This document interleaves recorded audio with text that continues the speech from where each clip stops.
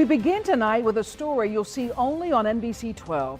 A Richmond man left blind after a shooting is making amends with a childhood friend who accidentally shot him. 41-year-old Mike Lee has never harbored hatred toward his friend, but until now, the two men have never truly expressed how this accident changed both their lives.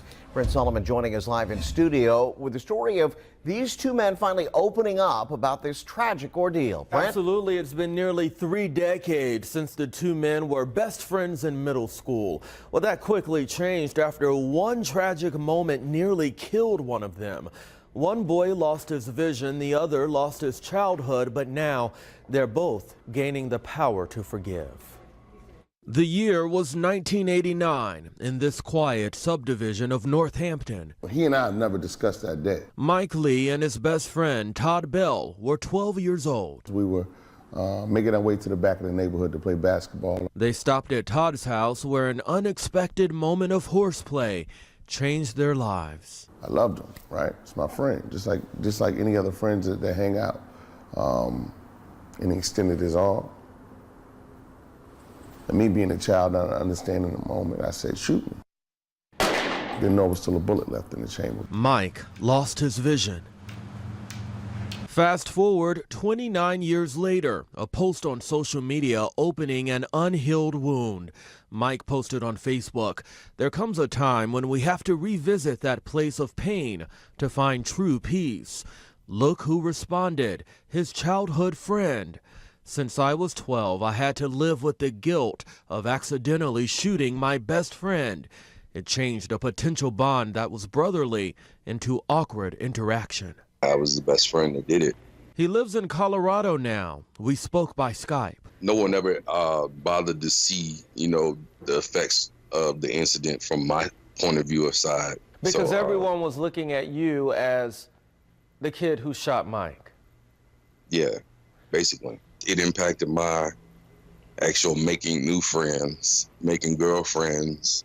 I didn't do a whole lot of socializing in high school. Todd says it traumatized him. Basically what he was telling me is he lost his childhood. I had to forgive myself for really not reaching out more as a young man and embracing him and making sure he was okay. Hopefully he can forgive me. I've already forgiven him for that day. And hopefully he can forgive me because maybe I didn't do enough. With Mike, it's nothing to forgive. We were children. Children don't take the time to think about point of views and how it impacts people and all of that. I know what kind of person Mike Lee is. He's a sincere person. One whose life will never be the same, not just because he's blind, but because he's empowered to live each day better than the last. It gave me power. It gave me power. Yes, I lost something, right? But I gained so much more.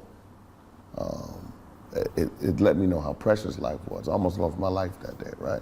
I have moments where I'm frustrated. I have moments where I feel like I can't take it anymore, and I reflect upon my childhood. I'm like, man, I got this. Because you're alive. Because I'm alive. I'm here. Now, when he was shot, Mike Lee could still see out of one eye, but an unrelated medical condition 12 years later wiped out his vision in the other eye.